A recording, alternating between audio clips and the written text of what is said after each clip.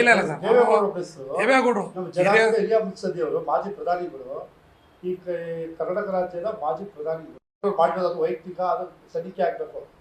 ಅದರಲ್ಲಿ ಸುಮ್ಮನೆ ಅವ್ರ ತಾತನ ಲೆಪ್ಪಕ್ಕೆ ಅವ್ರ ಹೆಸರು ತರೋದು, ಅದನ್ನ ರಾಜಕಾರಣ ಬಳಸೋದು ಖಂಡಿಸ್ತೀವಿ.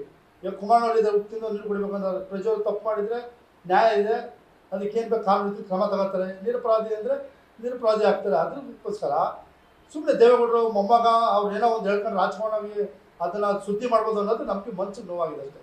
ಇವಾಗ ನಾನು ತಪ್ಪು ಮಾಡಿದ್ರೆ ನಮ್ಮ ತಾತನ ತುಲನೆ ಮಾಡೋದು ಯಾವ ಲೆಕ್ಕ? ಅದು ನಾನು ವೈಯಕ್ತಿಕ ತಪ್ಪು ಮಾಡಿರೋದಲ್ಲ ಸರ್. ಇದು ಶಿಕ್ಷೆ ಆಗಬೇಕು ಅನ್ನೋದ್ರಲ್ಲಿ ಎಲ್ಲರೂ 100% ಭಾಗ ಅದು ಕರೆಕ್ಟಾಗಿದೆ. ವಿಚಾರ ಹೇಳ್ತಾ ಇರೋದಿಷ್ಟೇ. ವಿಡಿಯೋ ಈಗ ಅದು ಅಸಲಿನೋ ನಕಲಿನೋ ಅಂತ ಮನೆ ಮುಖ್ಯಮಂತ್ರಿ ಸಿದ್ದರಾಮಯ್ಯನವ್ರು ಹೇಳಿದಾರಲ್ಲ, ಫಸ್ಟ್ ಅದು ಪ್ರೂವ್ ಆಗಲಿ ಅಂತ ಹೇಳಿದಾರಲ್ಲ. ಅಸಲಿನೋ ನಕಲಿನೋ ಪ್ರೂವ್ ಆಗಲಿ, SIT ತನಿಖೆ ಮಾಡ್ತದೆ. ಅಲ್ಲಿ ಯಾರು ತಪ್ಪಿಸತ್ರಿದ್ದಾರೆ. ಪ್ಲಸ್ ಸರ್ ಇನ್ನೊಂದು ವಿಚಾರ ಏನಂದರೆ, ಮಾನ್ಯ ಕುಮಾರ್ ಅವ್ರ ಮನೆ ಹೇಳಿದ್ದಾರೆ, ಈ ವಿಡಿಯೋ ರಿಲೀಸ್ ಮಾಡೋಕ್ಕೆ ಯಾರು ಮೂಲ ಕಾರಣಕರ್ತರು, ಆ ಮಹಿಳೆಯರದು ಫ್ಯೂಚರು ಮತ್ತು ಅವರ ಇದನ್ನೆಲ್ಲ ನೋಡಬೇಕಿತ್ತಲ್ಲ ಅವ್ರೂ.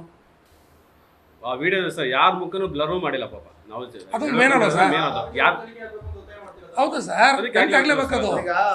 ರಾಜಕೀಯವಾಗಿ ಇವರು ರಾಜಕೀಯ ಪರ್ಸನಲ್ ವಿಷಯನ ಬಳಸ್ಕೋಬಾರ್ದು. ಯಾವೊಬ್ಬ ವ್ಯಕ್ತಿ ತಪ್ಪು ಮಾಡ್ತಾನೆ ಆ ವ್ಯಕ್ತಿಗೆ ಕಾನೂನಲ್ಲಿ ಅವನು ತಪ್ಪು ಮಾಡಿದಾಗ ಕಾನೂನು ಅವನಿಗೆ ಶಿಕ್ಷೆ ಕೊಡ್ತದೆ.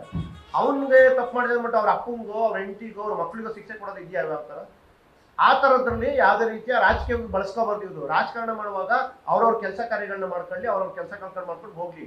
ಇವರು ವೈಯಕ್ತಿಕವಾಗಿ ಇವತ್ತು 62-64 ವರ್ಷ ಎಕ್ಸ್ಪೀರಿಯನ್ಸ್ ಇರುವಂತಹ ಒಬ್ಬ ಅನುಭವಸ್ಥ ನಮ್ಮ ಕರ್ನಾಟಕದ ಹೆಮ್ಮೆ ಅವರು, ಆಯ್ತಾ. ಇನ್ನು ಕರ್ನಾಟಕದ ಕಿರೀಟಿ ತರ ಇರುವಂತ ವ್ಯಕ್ತಿನ ನೀವು ರಾಜಕಾರಣದಲ್ಲಿ ಅವ್ರನ್ನ ಎದುರಿಸಕ್ಕಾಗದೆ ಅವ್ರನ್ನ ಉದ್ದೇಶಪೂರ್ವಕವಾಗಿ ಈ ತರನ ನೀವು ಕುತಂತ್ರ ಮಾಡ್ಬಿಟ್ಟು ಮಾಡ್ತಾ ಇದ್ದಲ್ಲ. ಕುತಂತ್ರ ಮಾಡೋದು ಇದನ್ನ ಯಾಕೆ? ಈಗ ಚುನಾವಣೆ ಈಗ ಆಲ್ರೆಡಿ ನೋಡಿ, ಕರ್ನಾಟಕ ರಾಜ್ಯದಲ್ಲಿ 14 ಲೋಕಸಭಾ ಕ್ಷೇತ್ರ ಚುನಾವಣೆ ಆಗಿದೆ, ಇನ್ನು 14 ಇದೆ. ಈ ಒಂದು ಅಸ್ತ್ರ ಮಾಡ್ಕೊಂಡು ನೀವು ಯಾಕೆ ಮಾಡ್ತಾ ಇದ್ದೀರಾ? ನಿಮ್ಮ ಕೆಲಸ ಕಾರ್ಯಗಳನ್ನ ನೋಡ್ಕೊಂಡು ಮಾಡಿ ನೀವು, ಆಯ್ತಾ. ಅದನ್ನೊಂದು ಹೇಳಕ್ ಬರ್ತೀನಿ. ಏನಕ್ಕೆ ಅಂತಂದ್ರೆ, ಯಾವೊಬ್ಬ ನಾಯಕರಾಗಲಿ, ಅದು ಯಾವ ಪಕ್ಷದಲ್ಲೇ ಇರಲಿ, ನಮ್ಮ ಮೈಸೂರು ಮತ್ತು ಚಾಮರಾಜನಗರ ವಕೀಲರ ಸಂಘ ತಪ್ಪು ಮಾಡಿದ್ರೆ ಶಿಕ್ಷೆ ಕೊಡ್ಲಿ ಅಂತಲೇ ಫಸ್ಟ್ ಆಗ್ರಹ ಮಾಡೋದು, ಆಯ್ತಾ. ಅದನ್ನ ಯಾವತ್ತೂ ನಾವು ಕಣಿಸ್ತೀವಿ.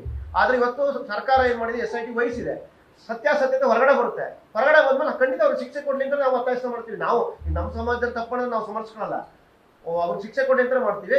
ಸೊ ಈ ರೀತಿ ನೀವು ವರ್ಷ ಮಾಡ್ಕೊಳ್ಳಿ. ಉದ್ದೇಶಪೂರ್ವಕವಾಗಿ ಯಾರನ್ನೋ ತೀರೋದೇ ಮಾಡಬಾರ್ದು.